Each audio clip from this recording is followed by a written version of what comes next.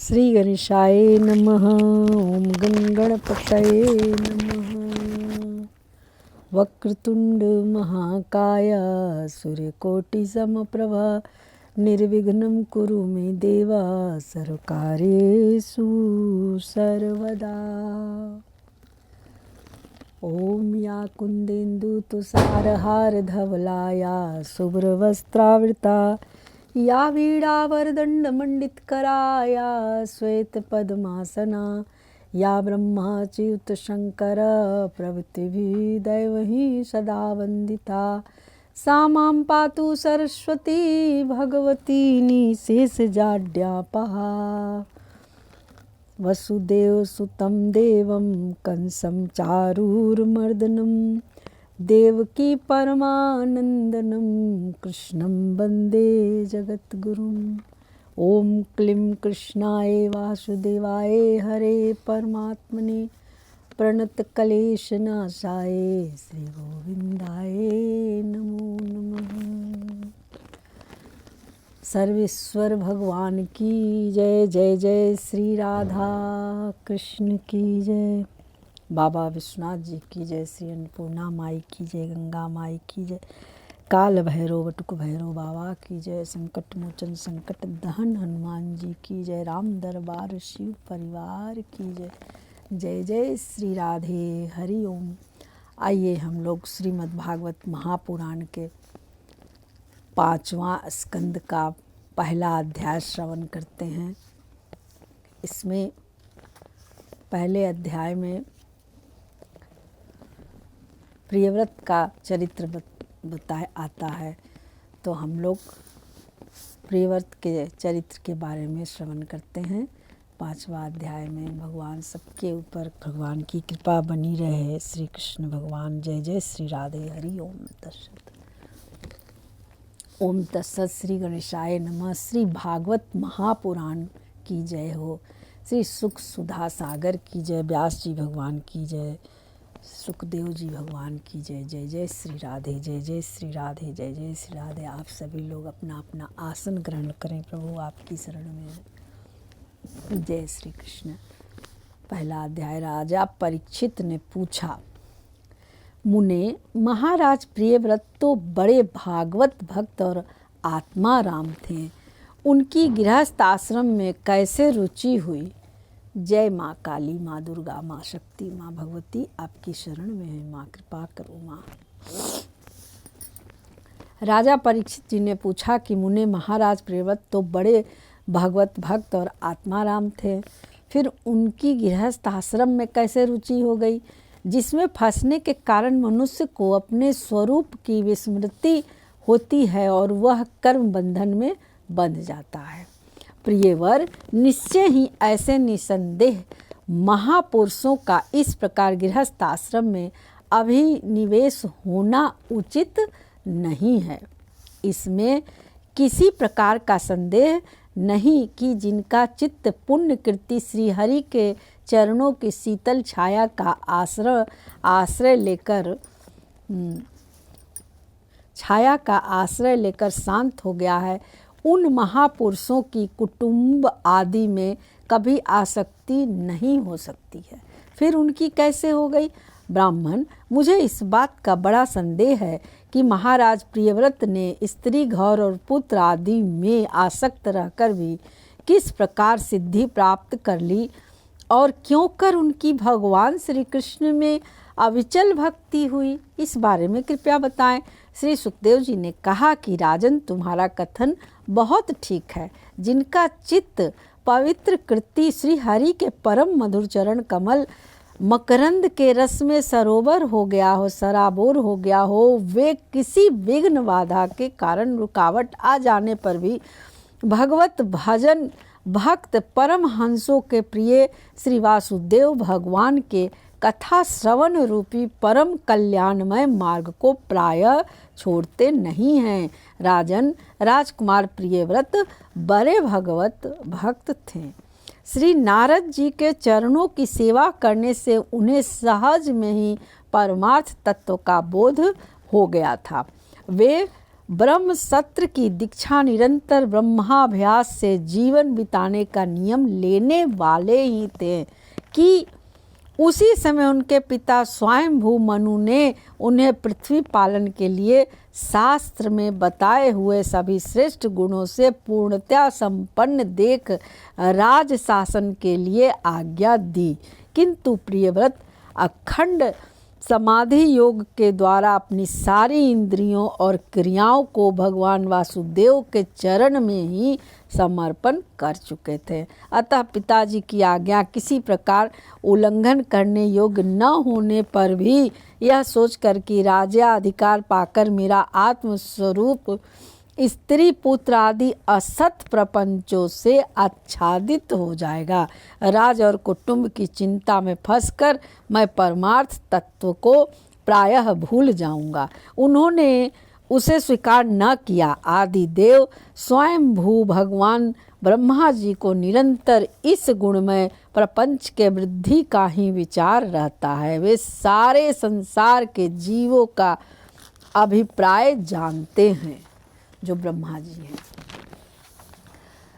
और तब उन्होंने प्रियव्रत की ऐसी प्रवृत्ति देखी, तब वे मूर्तिमान चारों वेद और मारीची आदि पार्षदों को साथ लिए अपने लोक से उतरे। ब्रह्मा जी आकाश में जहाँ तहाँ विमानों पर चढ़े हुए इंद्र आदि प्रधान प्रधान देवताओं ने उनका पूजन किया तथा मार्ग में टोलियां बांध कर आए हुए सिद्ध गंधर्व साध चारण और मुनिजनों ने स्तवन किया।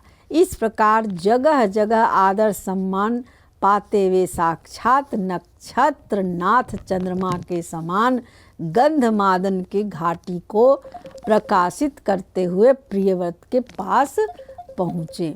प्रियव्रत को आत्मविद्या का उपदेश देने के लिए वहाँ नारद जी भी आए हुए थे। ब्रह्मा जी के वहाँ पहुँचने पर उनके वाहन हंस को देखकर देवर्षि नारद जान गए कि हमारे पिता भगवान ब्रह्मा जी पधारे हैं। अतः वे स्वयंभू मनु और प्रियव्रत के सहित तुरंत खड़े हो गए और सबने उनको हाथ जोड़कर प्रणाम किया। परीक्षित नारद जी ने उनकी अनेक प्रकार से पूजा की और सुमधुर वचनों में उनके गुण और अवतार की उत्कृष्टता का वर्णन किया। तब आदि पुरुष भगवान ब्रह्मा जी ने प्रियव्रत की ओर मंद मुस्कान युक्त दया दृष्टि से देखते हुए इस प्रकार कहा। श्री ब्रह्मा जी ने कहा कि बेटा, मैं तुमसे सत्य सिद्धांत की बात कहता हूँ, ध्यान देकर सुनो। तुम्हें अप्रमेय श्री हरि के प्रति किसी प्रकार की दोष दृष्टि नहीं रखनी चाहिए।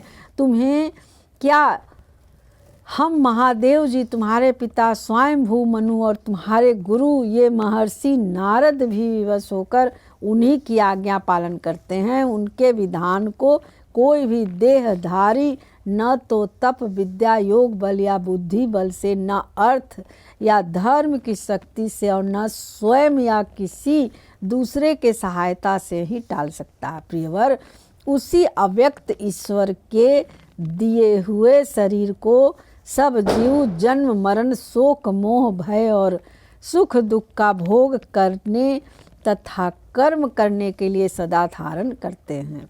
वत्स, जिस प्रकार रस्सी से नथा हुआ पशु मनुष्यों का बोझ ढोता है, उसी प्रकार परमात्मा की वेदवाणी रूप बड़ी रस्सी से सत्वादि गुणों, सात्विक आदि कर्म और उनके ब्रह्मांड आदि वाक्यों के मजबूत डोरी से जकड़े हुए हम सब लोग उन्हीं की इच्छा अनुसार कर्म में लगे रहते हैं और उसके द्वारा उनकी पूजा करते रहते हैं।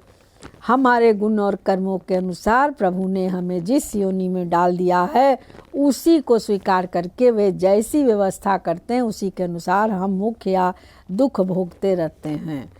हम सुख या दुख भोगते हैं। हमें उनकी इच्छा का उसी प्रकार अनुसरण करना चाहिए जैसे किसी अंधे को आँख वाले पुरुष का। पुरुष भी प्रारब्ध का भोग करता हुआ भगवान की इच्छा के अनुसार अपने शरीर को धारण करता ही है।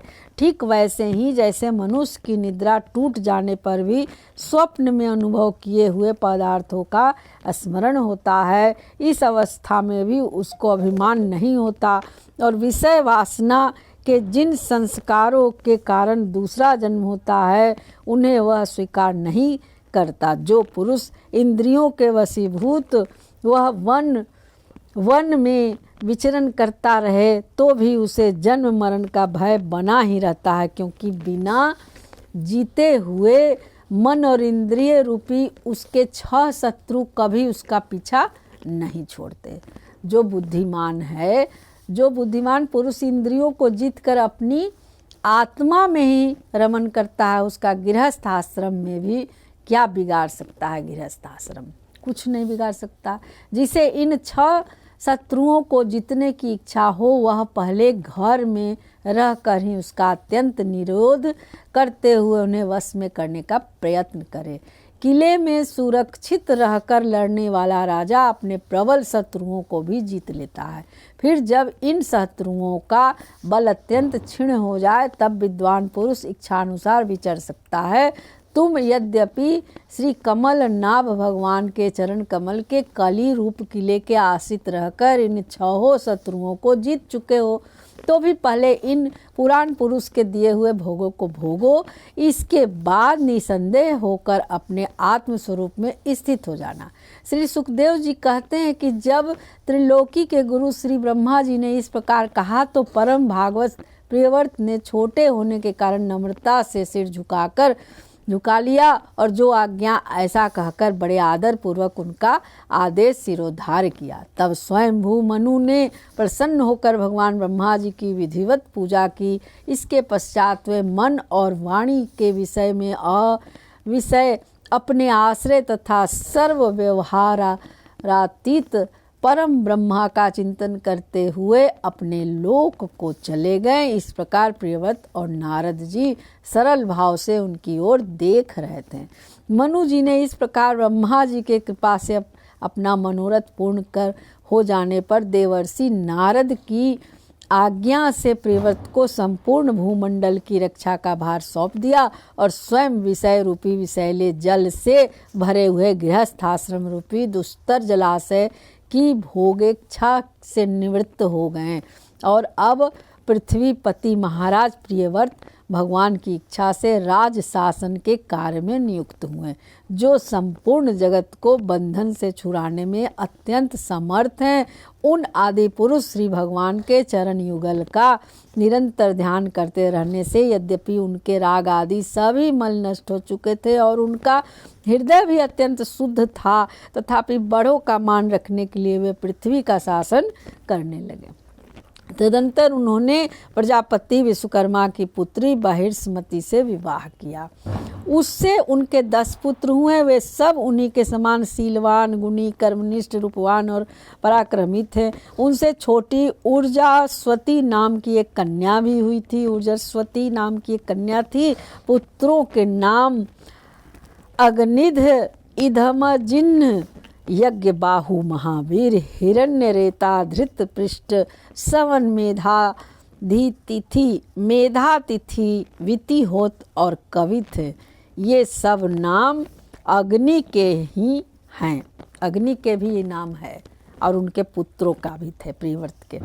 इनमें कवि, महावीर और सवन ये 3 नैष्ठिक ब्रह्मचारी हुए। इन्होंने बाल अवस्था में आत्मविद्या का अभ्यास करते हुए अंत में संन्यास आश्रम ही स्वीकार किया। इनके निवृत्ति पारायण महर्षियों ने संन्यास आश्रम में ही रहते हुए समस्त जीवों के अधिष्ठान और भव बंधन से डरे हुए लोगों को आश्रय देने वाले भगवान वासुदेव के परम सुंदर चरणार बिंदों का निरंतर चिंतन किया। इससे प्राप्त हुए अखंड एवं श्रेष्ठ भक्ति योग से उनका अंतःकरण सर्वदा शुद्ध हो गया और उसमें श्री भगवान का आविर्भाव हुआ। तब देहादि उपाधि की निवृत्ति हो जाने से उनकी आत्मा की संपूर्ण जीवों के आत्मभूत प्रयत्गात्मा में एक ही भाव से स्थित हो गई।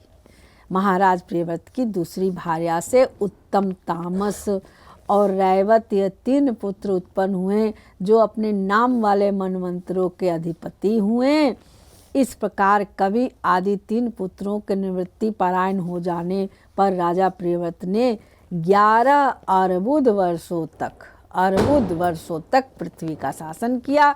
जिस समय वे अपनी अखंड पुरुषार्थमयी और वीरशालिनी भुजाओं से धनुष की डोरी खींचकर टंकार करते थे, उस समय डर के मारे सभी धर्मद्रोही न जाने कहाँ छिप जाते थे।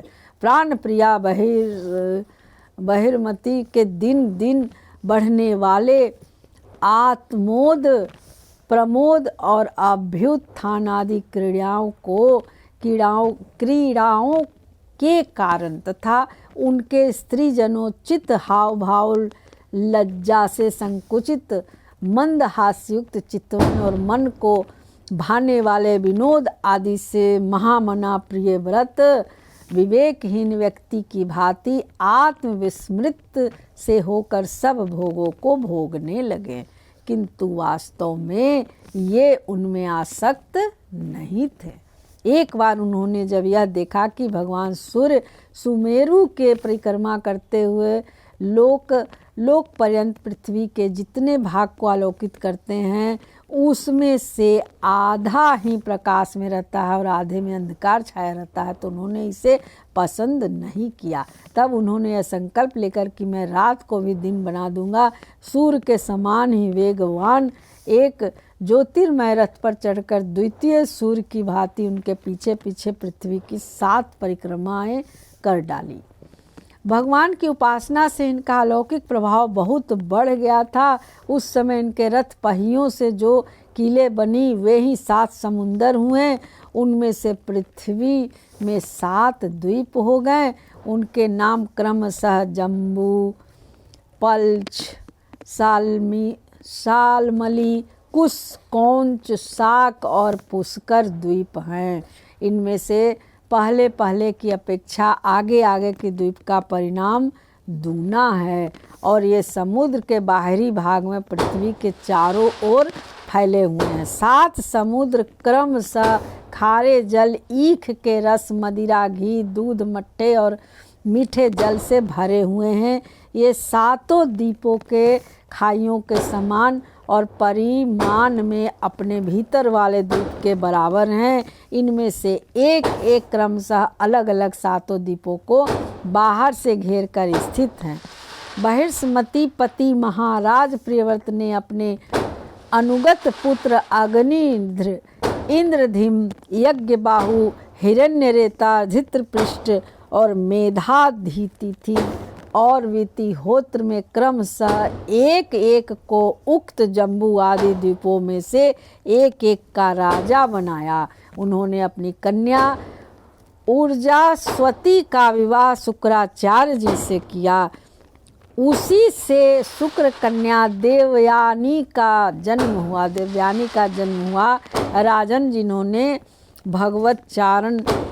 भगवत का उच्चारण बिंदु की रज के प्रभाव से शरीर के भूख, प्यास, शोक, मोह और जरा मृत्यु इन 6 गुणों को अथवा मन के सहित 6 इंद्रियों को जीत लिया है, उन भगवत भक्तों का ऐसा पुरुषार्थ होना कोई आश्चर्य की बात नहीं है, क्योंकि वर्ण बहिष्कृत चांडाल आदि नीच योनि का पुरुष भी भगवान के नाम का केवल एक बार उच्चारण करने से तत्काल संसार बंधन से मुक्त हो जाता है।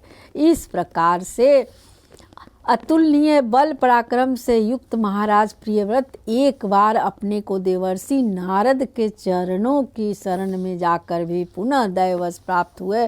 प्रपंच में फंस जाने से अशांत सा देख मन ही मन विरक्त होकर इस प्रकार कहने लगे, ओह बड़ा बुरा हुआ, मेरी विषय लोलुप इंद्रियों ने मुझे इस अविद्याजनित विषम विषय रूप अंधकूप में गिरा दिया। बस बहुत हो लिया, हाय मैं तो स्त्री का क्रीड़ा मृग ही बन गया। उसने मुझे बंदर की भांति नचाया, मुझे धिक्कार है। इस प्रकार उन्होंने अपने को बहुत कुछ बुरा भला कहा। परम आराध्य श्री हरि के कृपा से उनकी विवेक वृत्ति जागृत हो गई। उन्होंने यह सारी पृथ्वी यथा योग अपने अनुगत पुत्रों को बांट दी और जिसके साथ उन्होंने तरह तरह के भोग भोगे थे उस अपनी राज रानी को साम्राज्य लक्ष्मी के सहित मृत देह के समान छोड़ दिया तथा हृदय में वैराग्य धारण कर भगवान की लीलाओं का चिंतन करते हुए उसके प्रभाव से श्री नारद जी के बतलाए हुए मार्ग का पुनः अनुसरण करने लगे। महाराज प्रियव्रत के विषय में निम्नलिखित लोकोक्ति प्रसिद्ध है। राजा प्रियव्रत ने जो कर्म किए उन्हें सर्वशक्तिमान ईश्वर के सिवा और कौन कर सकता है। उन्होंने रात्रि के अंधकार को मिटाने का प्रयत्न करते हुए अपने रथ के पहियों से बनी हुई लीलाओं से ही 7 समुद्र बना दिए। प्राणियों के सुभीते के लिए जिससे उनमें परस्पर झगड़ा न हो द्वीपों के द्वारा पृथ्वी के विभाग किए और प्रत्येक द्वीप में अलग अलग नदी पर्वत और वन आदि से उसकी सीमा निश्चित कर दी। वे भगवत भक्त नारद आदि के प्रेमी भक्त थे। उन्होंने पाताल लोक के, देवलोक के और मृत्यु लोक के तथा कर्म और योग की शक्ति से प्राप्त हुए स्वर्ग को भी नरक तुल्य समझा और हरि का भजन करने लगे। श्री कृष्ण गोविंद हरे मुरारे, हे नाथ नारायण वासुदेवा। इस तरह से प्रथम अध्याय का विश्राम हुआ और कल हम लोग दूसरे अध्याय को श्रवण करेंगे। भागवत महापुराण के 5वें स्कंद का दूसरा अध्याय अब हम लोग कल श्रवण करेंगे, जिसमें अग्निध्र का चरित्र है के बारे में है। श्री कृष्ण गोविंद हरे मुरारे, हे नाथ नारायण वासुदेव। अच्युतम केशवम कृष्ण दामोदरम राम नारायणम जानकी वल्लभम। श्री बांके बिहारी तेरी आरती गाऊं, श्री बांके बिहारी तेरी आरती गाऊं। आरती गाऊं प्रभु आपको रिझाऊं, श्री बांके बिहारी तेरी आरती गाऊं। चरणों से निकली है गंगा प्यारी, जिसने सारी दुनिया तारी। उन चरणों में शीस नवाऊं, श्री बांके बिहारी तेरी आरती गाऊं। मोर मुकुट तेरे शीस पे सोहे, प्यारी बंसी मेरो मन मोहे। उन बंसी पे बलि बलि जाऊं, श्री बांके बिहारी तेरी आरती गाऊं। करुणा दास के नाथ आप हो, सुख दुख जीवन प्यारे साथ हो। निस दिन तेरा दर्शन पाऊं, श्री बांके बिहारी तेरी आरती गाऊं। कर्पूर गौरम करुणावतारम संसार सारम भुजगेंद्रहारम सदा बसंतम हृदयारविंदे भवम भवानीं सहितं नमामि। मंत्रहीनं क्रियाहीनं भक्तिहीनं जनार्दन, यत्पूजितं मया देव परिपूर्ण तदस्तु मे। गतं पापं गतं दुःखं गतं दारिद्र्यमेव च गता सुख संपत्ति पूर्ण च तव दर्शनात्। यदक्षरपदभ्रष्टं मात्राहीनं च यद्भवेत् तत्सर्वं क्षमतां देव प्रसिद्ध परमेश्वर। पापोऽहं पापकर्माहं पापात्मा पाप संभव त्राहि मां पुंडरीकाक्ष सर्पापहरो हरि सर्पापहरो हर।